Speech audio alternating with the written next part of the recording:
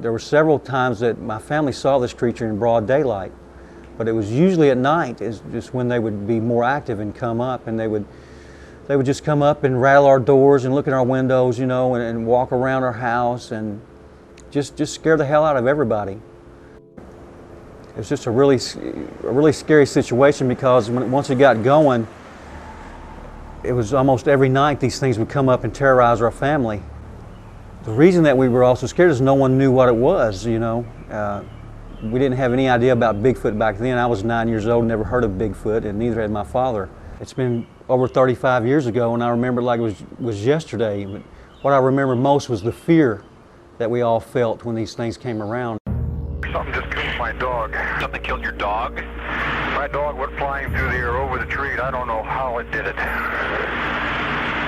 Okay.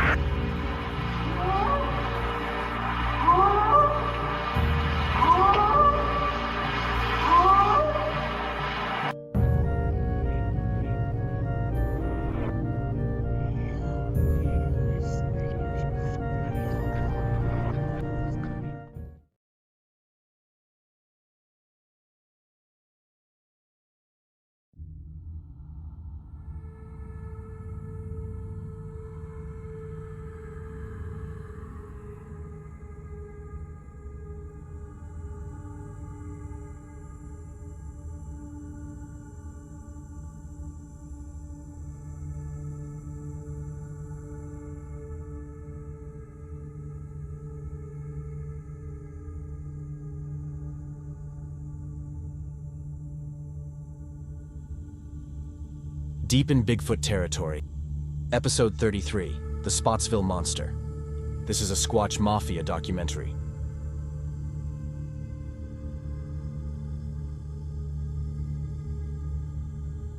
Welcome to Bigfoot territory. In today's episode, we are going to travel along the Ohio River into the rural western borderlands of Indiana and Kentucky, where one of America's longest ongoing waves of Bigfoot encounters and attacks has been documented for nearly 100 years. Culminating in a flap of attacks and sightings during the 1970s, from which various famous and widely known stories, such as the Spottsville Monster, the Fairview Horror, and others have emerged. Multiple small towns and villages in rural Kentucky and Indiana have been plagued by an unknown Bigfoot-like cryptid since at least the 1930s, with the first reports from the area dating back to the 1880s. Today we will listen to numerous stories of Bigfoot attacks from the region. We will also hear from eyewitnesses and take a look at various videos and photos from the wider area. And about 5-10 minutes later, I just start getting this weird feeling, and I look over, and there's the abandoned barn right over here, and standing in the doorway of it is just probably 8 or 9 foot tall creature. Just had his arm up, hanging up on the beam of the door, just kind of leaning out, watching us. And he stood there for about half an hour doing that. The borderlands of southwestern Indiana and northwestern Kentucky, along the Ohio River, are home to nearly a dozen so-called monsters, man-beasts, and other Bigfoot and Sasquatch-like beings. Most of the towns and villages featured in today's episode are situated close to each other, within a radius of around 30 miles surrounding Henderson County, a small, rural county in northwestern Kentucky. The region has never come up short when it comes to eerie stories, whether it's about serial killers, ghosts, haunted houses, or famous UFO cases. The well-known case of the Hopkinsville goblins in 1955 took place not far from Henderson County, as did a well-documented wave of UFO sightings in 1963. The history of Bigfoot in the region today is mostly associated with the Spottsville Monster, a spectacular series of alleged Bigfoot attacks in the mid-70s in Spottsville, a small community in Henderson County. But the Spottsville Monster is just one of many Bigfoot-like beings from the area, with others bearing such illustrious names as the Booneville Beast, the Fairview Horror, or the Pike County Monster, some of which date back nearly 100 years. The history of encounters with an aggressive bipedal cryptid in southwestern Indiana and northwestern Kentucky is a long one. The very first stories from the region date back to the 1880s, long before the term Bigfoot was coined, and speak of wild men roaming the forests and rural areas along the Ohio River.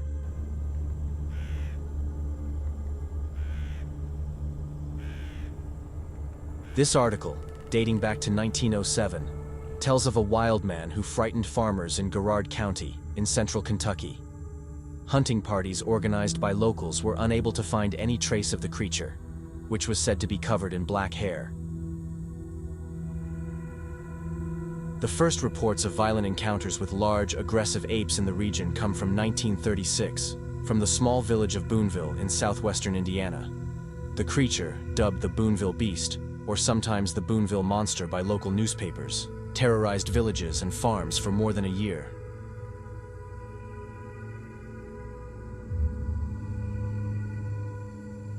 The first victims of the Booneville Beast were the members of the Duff family, who owned a farm east of Cypress, near Booneville.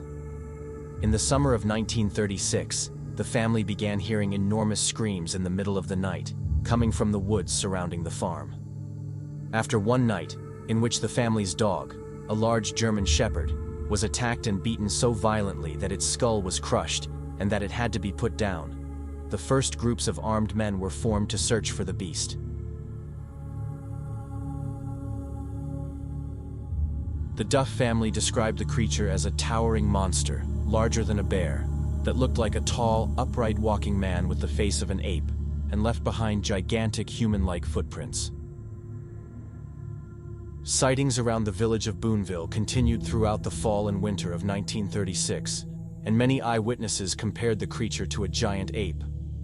By the summer of 1937, many residents of Booneville had heard the beast's nocturnal screams and howls themselves, and several locals believed it was a large gorilla, hiding in a cave near the Ohio River. In August of 1937, during a search for the monster's lair, a police dog was reportedly mauled so badly that it had to be shot. Many residents, among them Ralph Duff, who had first seen the beast on his farm, began setting up bear traps along the river in an attempt to drive it off. After August 1937, no further reports of the Booneville Beast were made public.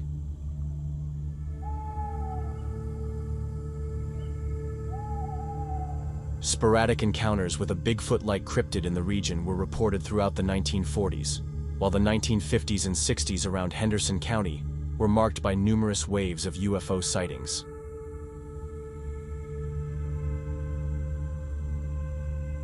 Among the many UFO reports from the region, the most famous is undoubtedly the 1955 Kelly-Hopkinsville encounter, better known as the Hopkinsville Goblins case. In late August of that year, the small communities of Kelly and Hopkinsville in rural Kentucky were terrorized by strange lights in the sky and alleged extraterrestrial beings. The incident remains one of the best documented UFO encounters in American history. Various documentaries cover the events, and the 1986 sci-fi comedy horror film Critters is based on the case. The late 1960s brought the next rash of Bigfoot sightings to the western borderlands of Indiana and Kentucky, reaching as far as some villages in eastern Missouri. In the summer of 1970, reports emerged from Pike County, Indiana, that spoke of sightings of a 10-foot-tall creature covered in black hair. Newspapers dubbed the being the Pike County Monster. The Indiana State Police received several reports and investigated various sites in search of the creature. Official police reports describe a 10-foot-tall creature covered with hair that appears to walk on hind legs with a top speed of 60 miles per hour. An extreme stench, reminiscent of rotting cadavers, was also mentioned in most of the documented encounters.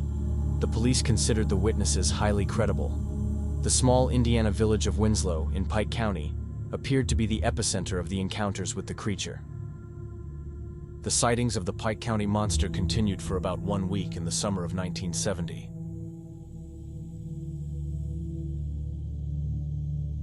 Two years later, in July 1972, the farms and communities around Louisiana, a small Missouri town tucked along the Mississippi River, about 140 miles west of Henderson County, were plagued by a series of encounters with a large, upright-walking, hair-covered beast that allegedly attacked dogs and sheep in the area.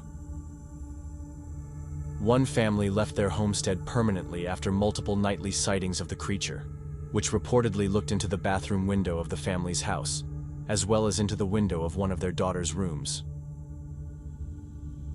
Numerous sightings occurred along the Mississippi River.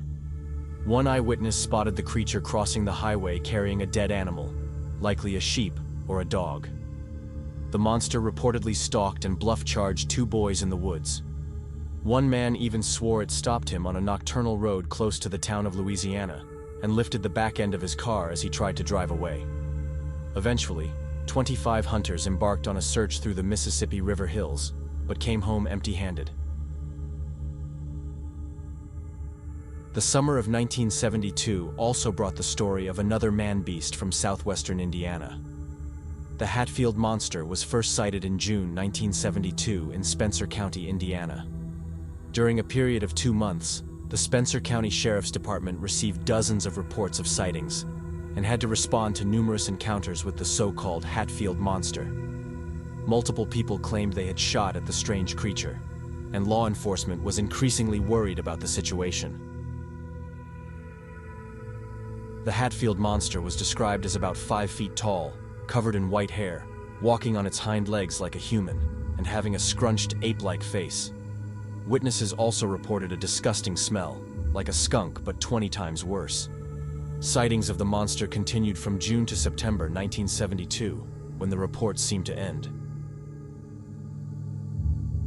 Beginning in August 1978, another wave of Bigfoot sightings hit the region, this time on the Kentucky side of the Ohio River.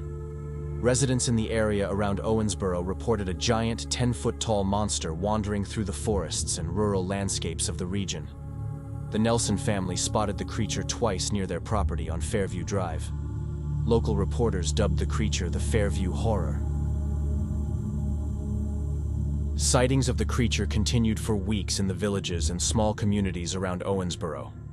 The descriptions of the monster were always the same: about 10 feet tall, covered in black hair, and emitting a revolting stench. Human-like tracks up to 16 inches long and 7 inches wide were found in the forests. An Owensboro farmer reported that his 350-pound steer was found mutilated one morning. Its tongue and other protein-rich organs were missing. Reports of the Fairview Horror continued until the fall of 1978, when they finally faded.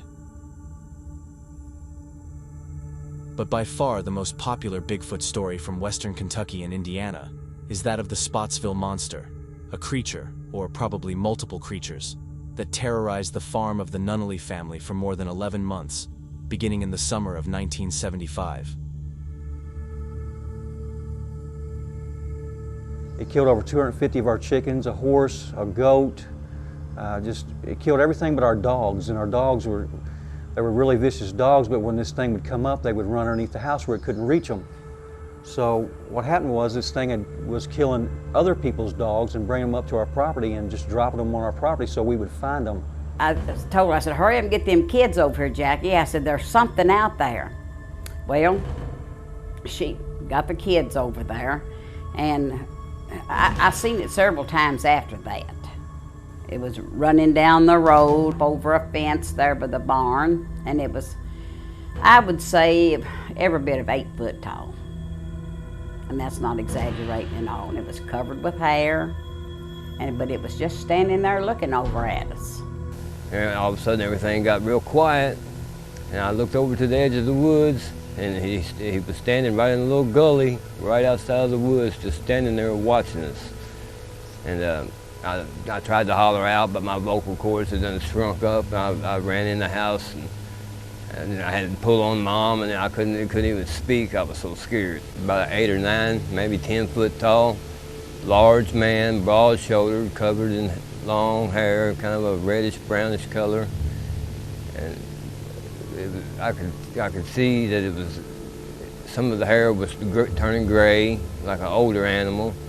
You know, it had a grayish tint to it in places.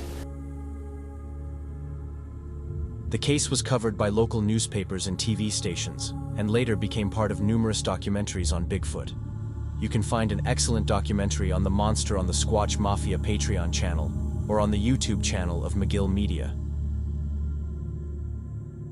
The The story of the Spottsville monster began when the Nunnally family, consisting of Red and Rosalie Nunnally and their 6 children, moved into their new homestead. The old farmhouse was located on Mountain Ridge Road, outside of Spotsville, a small community in Henderson County, near the banks of the Green River. Strange stories about the place had circulated for a long time among the locals of Spottsville. People said that in 1935, a woman and her 2 children were driven out of their house on Mountain Ridge Road by a tall creature that resembled an ape. Also, the previous renter of the farm told Mr. and Mrs. Nunnally that one day he had fired several rifle shots through the back screen door at a large, hair-covered man who was standing just outside, looking in at him. Also, other stories of monsters, large apes, and other strange occurrences have been circulating among the residents of the Green River State Forest area since at least the 1960s. The terror at the Nunnally farm began shortly after the family arrived. At first, they noticed that some of their chickens were missing. Then some of the Nunnally children found the carcass of a dead dog on one of the fields belonging to their property. Over the course of the next months, family members would find the carcasses of 8 other dead dogs on their property, all mutilated in the same way. In the next weeks, the family would hear strange noises, howls and screams, coming from the nocturnal forests surrounding the farm. The first of the Nunnally family to encounter the monster were 3 of the kids, as they were sitting on the porch of the farm one afternoon. They described the creature as extremely tall, probably around 9 feet, and hair-covered, with a square jaw, looking like a mixture of an ape and a caveman. The being was standing at the tree line next to the house, watching the children. After the creature started to scream at the children with an immense noise, Rosalie Nunnally, the mother of the kids and wife of Red Nunnally, came outside and encountered the monster too. The creature ran back into the forests, as the shocked mother and her kids fled back into the house in terror. And I heard a bunch of limbs breaking, coming through the woods, like something coming through the woods, something large coming through the woods. And it kind of gave me the idea to try to scare them a little bit, you know. So I told them, I said, look, here comes this Bigfoot, y'all better come on, let's go in the house. Well, it didn't work. And all of a sudden, everything got real quiet, and I looked over to the edge of the woods, and he was standing right in a little gully, right outside of the woods, just standing there watching us. And I tried to holler out, but my vocal cords had done shrunk up. I ran in the house, and I had to pull on Mom, and I couldn't even speak. I was so scared. They said I was white as a sheet. Of course, I did end up getting the kids in, but it didn't bother anybody or the kids. It was just standing there watching them. About 8 or 9, maybe 10 foot tall, large man, broad-shouldered, covered in long hair, kind of a reddish brownish color, and I could see that it was, some of the hair was turning gray, like an older animal, you know, it had a grayish tint to it in places. After that day, the events at the Nunnally farm started to escalate. Family members encountered the creature, or other similar creatures, multiple times in broad daylight close to the farmhouse. At night, stones were thrown on the roof and against the walls of the house. Doors were rattled in the middle of the night. Creatures were walking in the yard and around the house in the darkness, looking into the family's windows at night. The farm dogs were terrified whenever the creatures came around, hiding under the porch for hours. There were several times that my family saw this creature in broad daylight, but it was usually at night, is just when they would be more active and come up, and they would just come up and rattle our doors and look at our windows, you know, and walk around our house and just scare the hell out of everybody. Dozens of chickens and a goat were taken by the monsters at night throughout the summer of 1975. Also, the carcasses of dogs and various wild animals were thrown onto the fields around the farmhouse, in some cases even placed on fences. The family described the eerie creatures as approximately 7 to 9 feet tall, with glowing red eyes and emitting a foul odor. The beings were muscular and broad-shouldered, covered in dark or black shaggy hair. The family members said the creatures often emitted high-pitched screams and were primarily bipedal, but capable of quadrupedal movement at high speeds.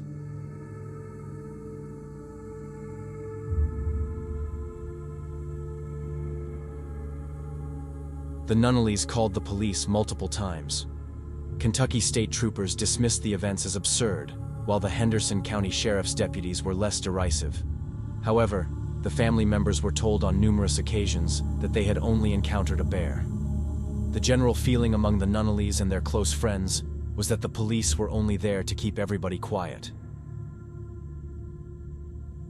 After numerous 911 calls made by the Nunnallys, the police stopped responding to their calls completely. Let's watch 2 short interview clips with Rosa Lee and Bart Nunnally, in which they talk about their encounters with the monster and their interactions with the police. We had this big dusk to dawn light out there beside the house, and I just happened to look over there, and there was this thing standing right directly under that light. But this had, his face looked kind of like a leather or something, you know, but its hair was long, its arms was long, and it was tall, and it was covered with, it looked like dark brown hair. Of course, it was night, but he was under that light. Of course, I screamed, and I told her, I said, hurry up and get them kids over here, Jackie. I said, there's something out there.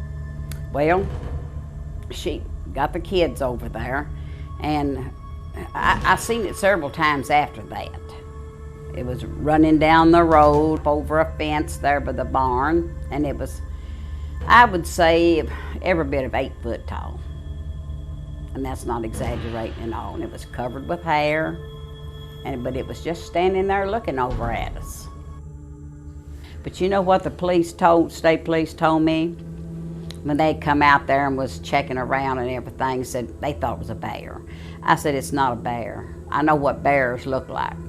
He said, well, I guess you know now. I said, it's against the law to shoot a bear. I said, I guess you know. I don't care what it is. If it comes through that back door after me or my kids or husband, I'll shoot it. My dad started to call the state police to come out and, you know, help us out and maybe escort us off the property. And they would come out with their sirens blaring and their lights flashing, and the creature would just slip back into the woods until they were gone and then come back out. After 5 or 6 calls, the police stopped responding to our calls. They wouldn't come out and help us anymore.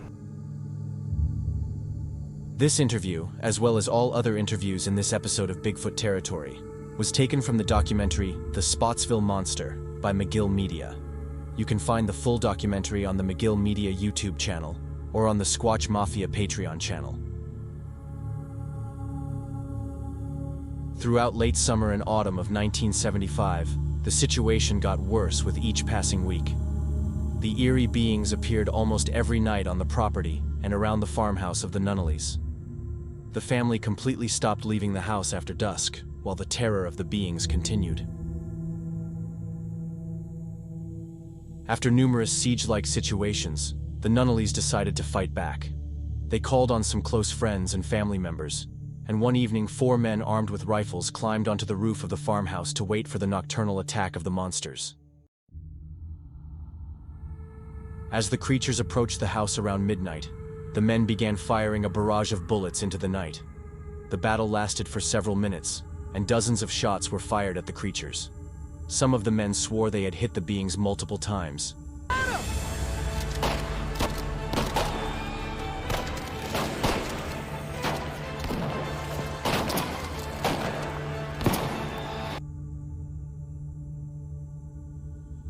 But the next morning, no bodies of the creatures were found. The following night, the monsters attacked the house again. Stones were thrown against the walls, doors rattled late at night. Mr. and Mrs. Nunnally finally began to understand that they were dealing with something that could not be overcome. After numerous more encounters with the creatures, Mrs. Nunnally insisted on leaving the property together with the children, fearing for their safety. The family finally left the property in April of 1976.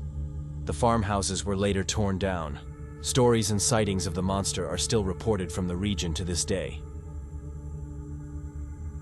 All right, well, back about 2005, I helped my uncle clean out a tree line over here and sitting out in the middle of the field on the tractor. And all of a sudden, over the roar of his bulldozer, I hear this god-awful roar come from out of the ravine up behind me. I look over, I see about 3 or 4 deer, I see rabbits, raccoons, everything just come bolting out of this ravine. Something just scared the hell out of them.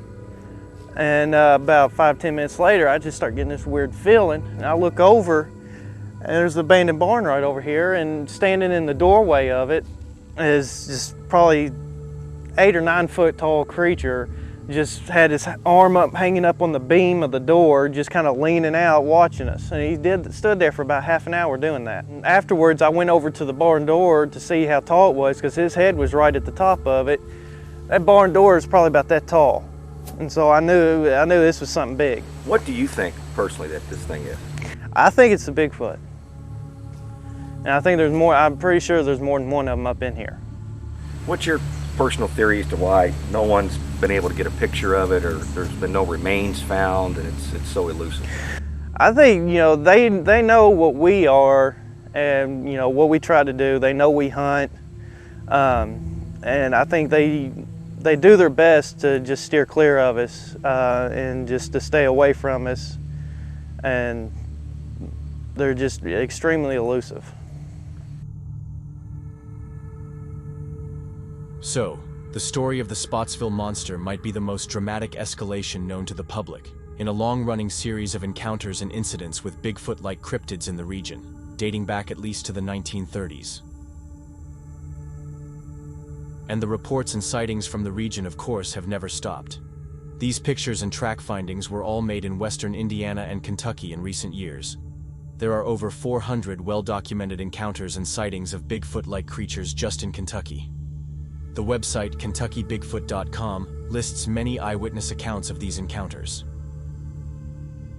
Good reads on the Spottsville monster and Bigfoot in Kentucky are Kentucky Cryptids, Monsters of the Bluegrass State by Ron Coffey, and of course The Spottsville Monster by Bart Nunnally himself. Other Bigfoot hotspots in the region, like the Land Between the Lakes, or Louisville in Jefferson County, home of the Pope Lick Monster, will be featured in upcoming episodes of Bigfoot Territory. What is your opinion on the Spottsville monster and the history of Bigfoot in the region? Have you experienced anything strange in Kentucky or Indiana? Let me know in the comments. Hit the like button if you have enjoyed this episode of Bigfoot Territory. Subscribe to the Squatch Mafia channel at YouTube for more videos on Bigfoot and Sasquatch. Check out Squatch Mafia at Patreon and TikTok for extra content. Thank you for watching.